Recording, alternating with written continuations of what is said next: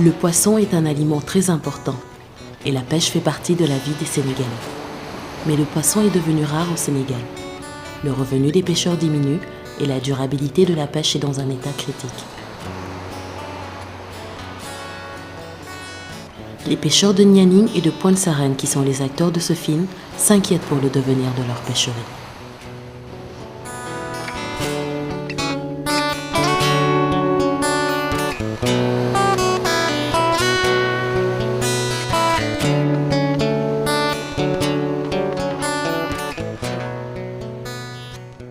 dëkk bi naka jëkk dëkk bu mool la suñu maam yi fi njëkk a ñëw ñoom en fait ñoom li ñu doon gën a liggéey moom mooy maanaam mbéy bu nawet jotee ñu dem béy bu noor jotee ñu ñëw ci géej gi bu njëkk nag vraiment jën bi bëri woon na fi lool trop ba nga xamante ne nii presque mun naa wax ne doo dem fenn mënoon nga taxaw sax ci tefes bi nii rek di jàpp jën gaal yi yokku parce que nit ñi bu ñuy yokku rek gaal yi yokku bu ñu demee ba ci sécheresse bi frappé woon Sénégal maanaam ñu nekk ci kaw ga yëpp presque daw ñëw vers les côtes boobu la Nianing doog a màgg mais Nianing à peu près ñeenti kër rek la woon mais depuis cette sécheresse là ñu constaté que nit ñaa ngi ñëw di gën bëri ci biir dëkk bi ba dëkk bi dama dem ba tey jii dëkk baa ngi nekk ci 10 000 âmes alors 10 000 âmes yooyu ngeen gis bon que vraiment ñu ngi peser beaucoup sur la ressource.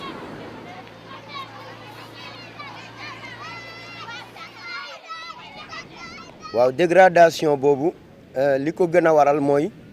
maanaam bu njëkk ba gaal yi ni ñu toll léegi gaal yi toll wuñu woon noonu mais en même temps aussi tamit accord de pêche yi tax na ba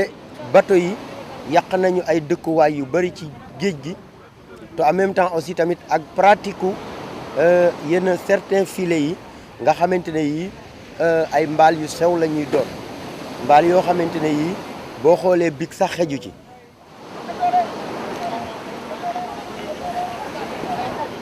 donc mbaal moomu tey ñun naan ko mbaalu sipax tey day jàppale ay jën yu ndaw yi nga xamante ne yi ñoom ñoo waroon a juddu tey nekk mag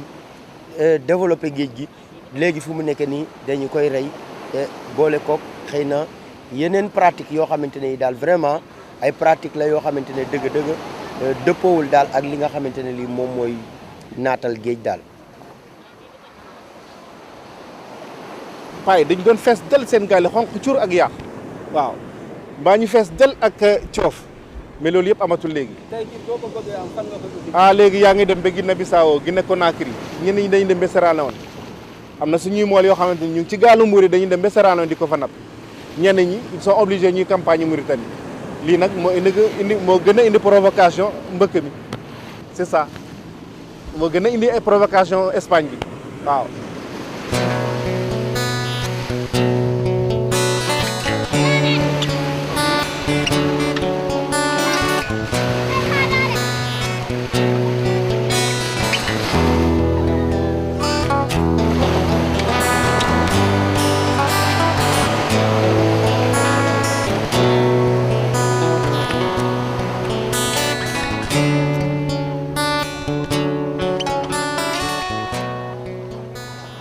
Maintenant, quelles sont les solutions pour faire face à la diminution des ressources halieutiques? Tout le monde sait que nous devons nous méfier de la surpêche. Comment doit-on gérer les pêcheries? Nous allons donner la parole à M. Alassane Samba Diop, qui a travaillé à Kayar, village pionnier en matière de gestion des ressources halieutiques au Sénégal. Il va nous parler de l'évolution de la gestion des pêcheries. xam nga ay at ñun techniciens yi dañu yaakaar ne ñun ñoo xam lépp ñuy bind ne ci bureau yi xalaat léeg-léeg sax xalaat yi du méngoo xalaat ña nga xam ne ñoom ñoo koy jëfee ñoo bind wàccee ko suñ ko wàccee duñ ci gis seen bopp nit ki nag fu mu gisul boppam moom mënoo ko def lool lenn moom la anglais yi naan top down maanaam day jóge ca kaw wàcc waaye la nga xam ne moom moo ko xalaatal boppam mooy de bëtam nëb bi maanaam day jóge ci suuf jëm kaw ñoom seen xalaat ñun techniciens yi ñu jàpp ci administration ak ñoom ak ONG yi ñu kii que loolu mooy cogestion.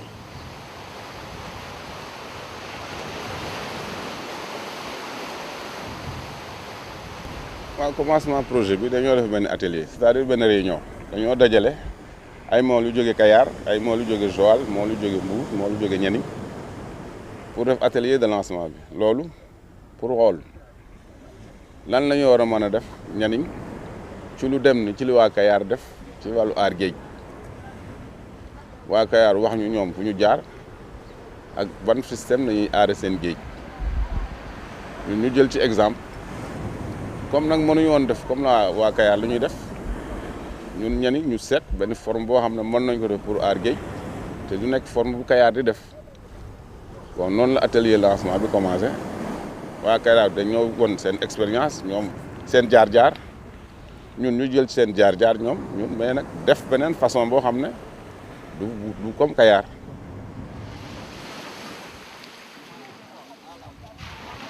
bëri woon na ay projet yi ñëw échec parce que mbir soo koy def waxtaan moom moo ko njëkk a lal mais dañoo gis ay projet gouvernement yu bëri yu nga xam ne dañuy doon ñëw jóge ci kaw imposer population bi mu def ko xëy na ñenn ñi dinañ ci ànd ñenn ñi duñ ci ànd loolu soo ko defee rek du réussir mais bii bu mu ñëwee dañoo ne bottom up xalaat bi na jóge ci mool yi jëm ci kaw waxtaan ak nguur gi parce que mbir soo koy def nga ànd seeg xel ak waxtaan loolu dina réussir loolu nekk na lu gën a tax projet Nianing bi réussir parce que mool yi ñoom ñoo ko jëlal seen bopp waxtaan ci seen biir ba d'accord ne lii dañ koy def ak lii ak lii ak lii dañ koy aye lii dañ koy aye loolu su amee rek projet boobu day réussir parce que bailleurs yi aussi vraiment waxtaan nañ ak nguur gi te lu ñuy def dañoo ñëw direct ak population bi di waxtaan ak ñoom loolu vraiment nekk na ay idées yu baax di ñëw di waxtaan ak population bi ñuy sottante xalaat ku nekk nag am nga say connaissance parce que bailleur bi am na ay connaissance am mais mool yi aussi am nañ seen connaissance yu xam-xam bu ñu am ci géej loolu yëpp soo ko boole kooku recherche bi dina indi résultat bu baax.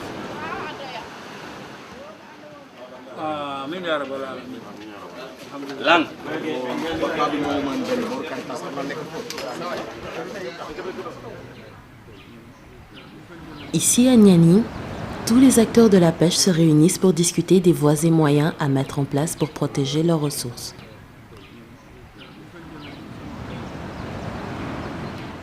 Les espèces les plus débarquées sont le poulpe et le cymbium. Maintenant, ils décident de les laisser se reposer durant la période de reproduction. C'est ce qu'on appelle le repos biologique. Naguère, des mesures de repos biologique étaient initiées par l'État. Mais cette fois-ci, les acteurs eux-mêmes ont décidé volontairement les repos biologiques. Repos bi man dama si kontaan biñ koy door a def Nianing ànduñu si woon bu loolu amee moo woo leen di wax ak ñoom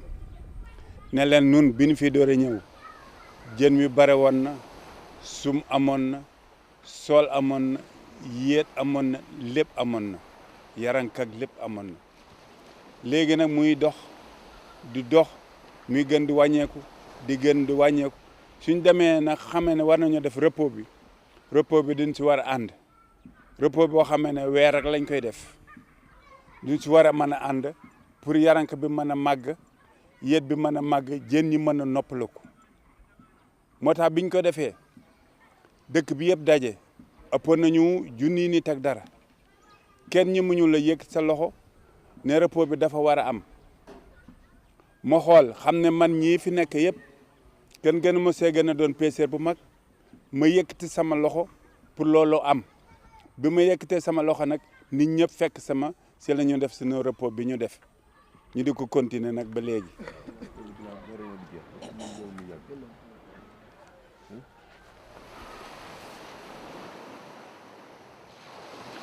Ce tableau indique les différentes initiatives prises par les acteurs à Nianing pour gérer les ressources halieutiques.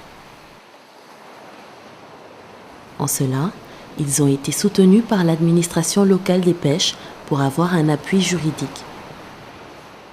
C'est ce qu'on appelle l'arrêté préfectoral. De plus, une recherche participative d'une année a été menée conjointement par les chercheurs et les pêcheurs pour clarifier la période de reproduction de ces deux espèces ciblées. Cette approche s'appelle cogestion.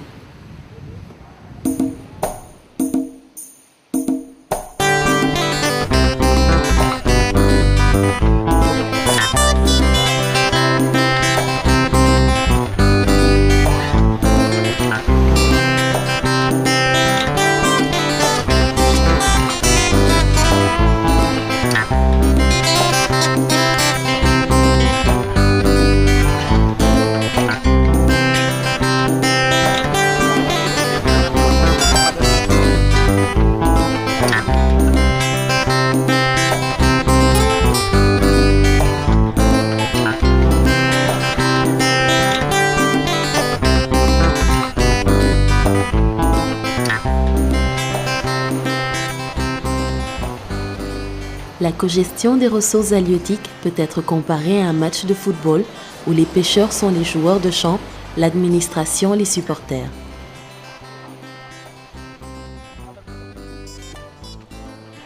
Cette cogestion a démarré à Nianing en 2004. L'année suivante, les villages environnants de Mbaling et de Pointe-Sarène ont émis le souhait de partager cette expérience.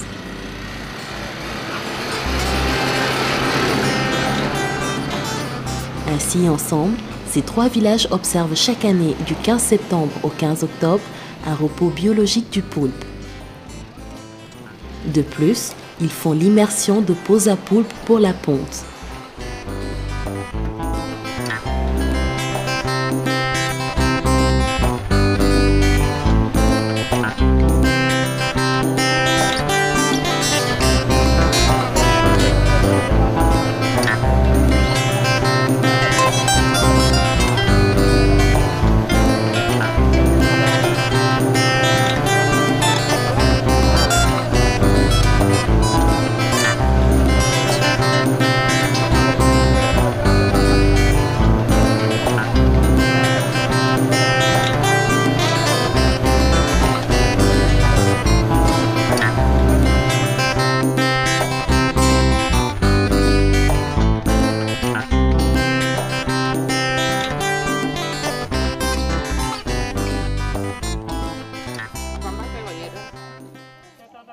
boo gisee nag ñun ñu xalaat ndaal yii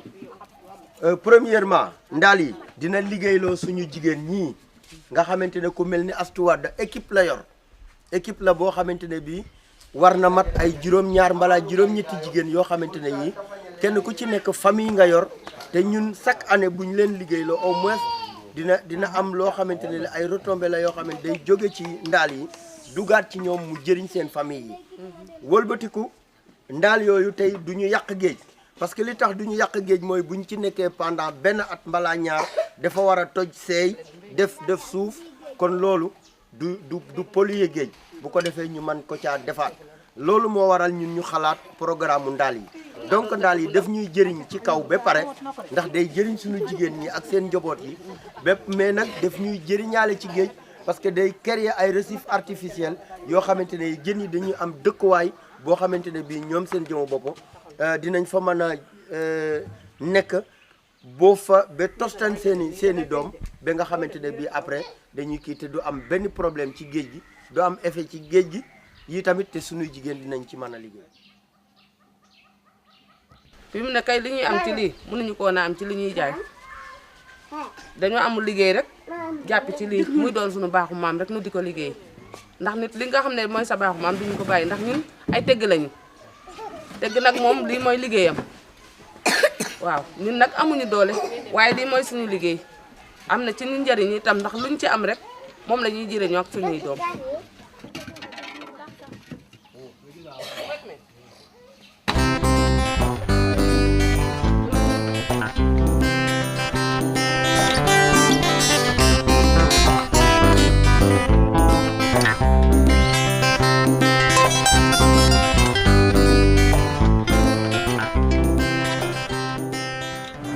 bés bi tey di le 15 septembre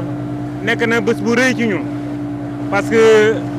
suñu repos biologique bi la ñuy préparé avant repos bi nag toujours dañuy yóbbu ay ndaa ñun mool yi dañuy defar ay ndaa yóbbu ko ci géej pour yërënk bi mën a dugg ci biir nen ci biir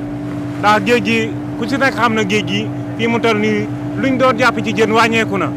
looloo tax ñun vraiment ñu am idée yooyu pour di yokkaat jën bi yokkaat ressource bi parce que dañoo ne géej gi ñun mool di ñun ñoo ko moom kon nag foog ñu jéem koo defar ci ay pexe ci ay xalaat ñun nag suñu xalaat mooy ñu yóbbu tey ay ndaa soob ko ci géej ndaa yooyu yërënk yi mën a ñëw jur si ay doom ci biir.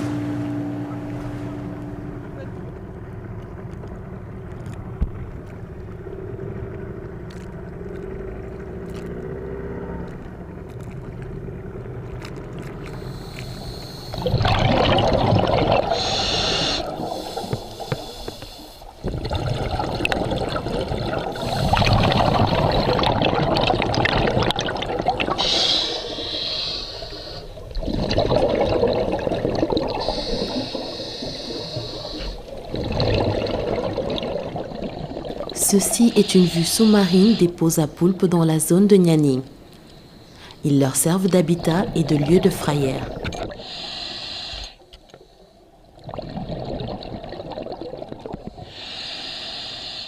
Un poulpe entre dans un pot et peut pondre environ 100 000 œufs.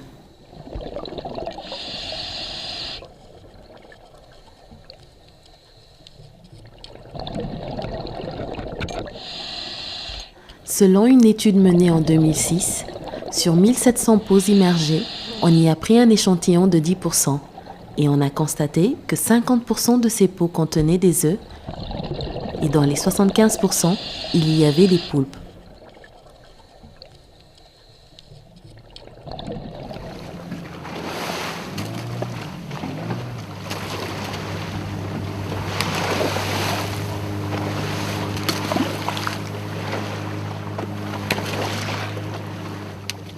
Les pots sont vraiment efficaces pour l'augmentation de la ressource du poulpe.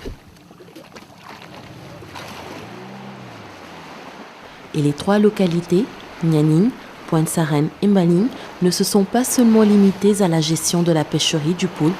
mais aussi ils protègent le cymbium, qui est une espèce importante dans cette zone. waaw bébé yéet yi dañ ko doon jël ci jigéen yi ak ci mool yi ak ci xale yi di ko jël di ko marqué di ko dajale di ko yóbbuwaat ci géej mu amoon benn zone bu ñu tànnoon di fa yóbbu bébé yéet yi di xool texte ndax dinañ dund am du ñu dund mais finalement bu ñu dawee quelques mois ànd nañ ak waa Océanium benn ñoom ñu demoon Bambouck booy oñee ko si ñu contacté woon leen ñu ànd ak ñoom def plongée sous-marine ba jàpp benn bébé yet bu nga xam ne defoon na 2 kilos 500. ngeen xamee ne bébé yet boobu seen bébé yet yi ngeen sànni woon. waaw parce que marque bu ñu marqué woon daa màggaaleeg moom marque bi dañul ci lañ xamee ne bébé bi bokk na ci suñu bébé yu ñu kii woon.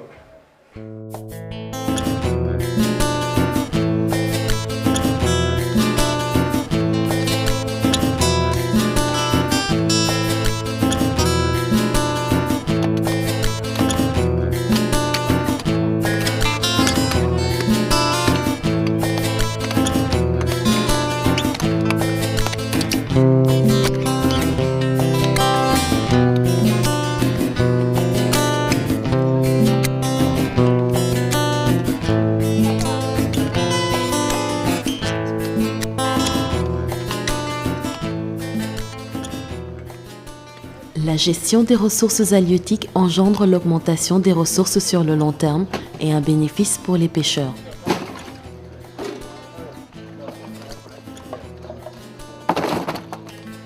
Mais à court terme, cela va créer des problèmes pour les pêcheurs qui vont voir leur prise diminuer et leurs revenus baisser.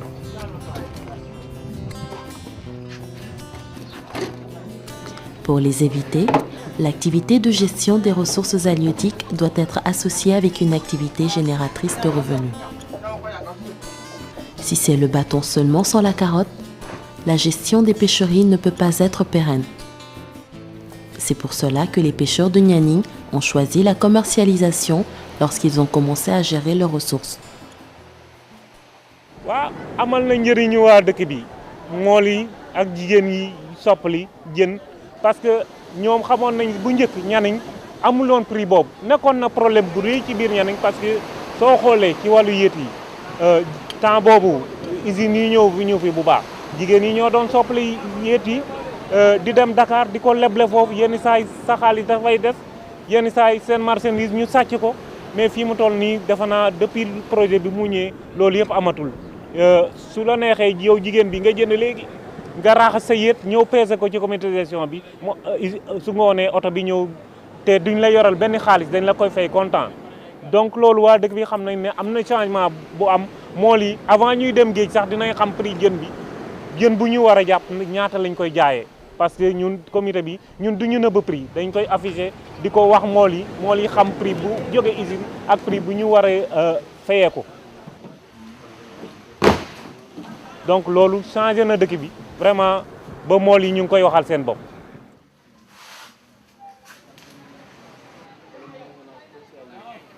L'organisation de la communauté pour la commercialisation est une bonne chose, non seulement pour l'augmentation du revenu du pêcheur ou de la femme transformatrice,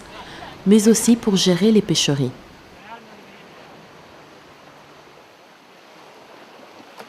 Une des raisons pour lesquelles les pêcheurs prennent beaucoup de poissons, c'est le bas prix de leurs produits. S'ils peuvent vendre leurs produits à des prix élevés en faisant la commercialisation, ils peuvent se maintenir en vie en prenant moins de poissons.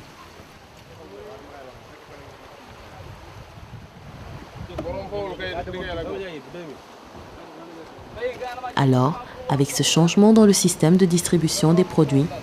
nous pouvons gérer les pêcheries.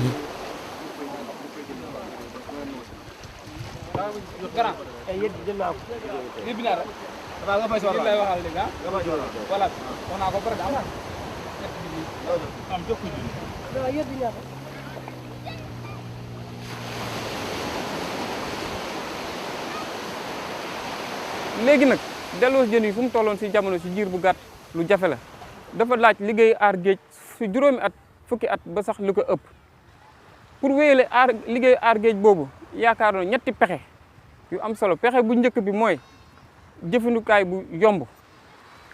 ndax ku ne xam na ne mooli Sénégal dañuy door liggéeyab aar géej ñaareelu pexe bi mooy bu ñu koy aar bu mu cher ndax ñu mën a utiliser sax matériel local bi ndax waa boo seetloo waa Nianing ak Pointe Sarène liggéey nañ boobaak léegi juróom-benn at ci wàllu aar géej seen xaalis bopp lañ koy defee ba léegi. ñetteelu poñ bi mooy gëstukat yi war nañu dëggal xalaat yi nga xam ne mool yi am nañ ko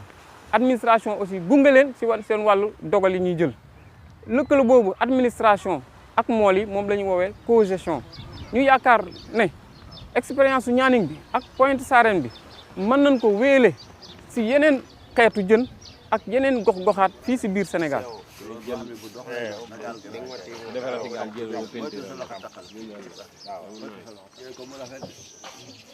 conseil bi ñu mën a jox yeneen localité yi mooy waxtaan rek géej gi ñun ñoo ko bokk ñun ñoo koy jëriñoo mooy sunuy tool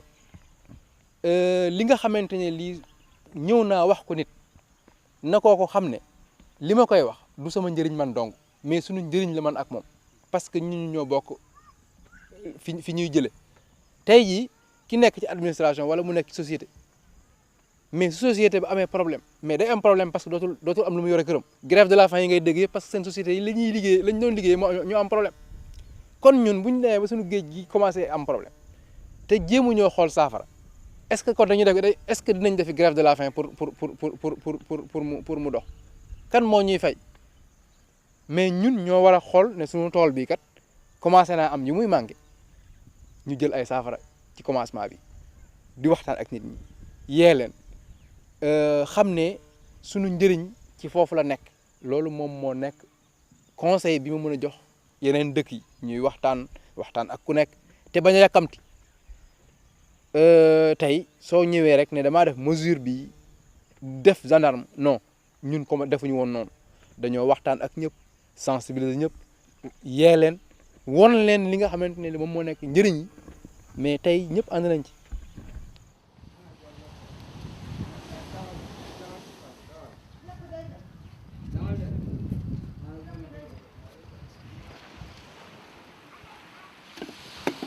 Oh,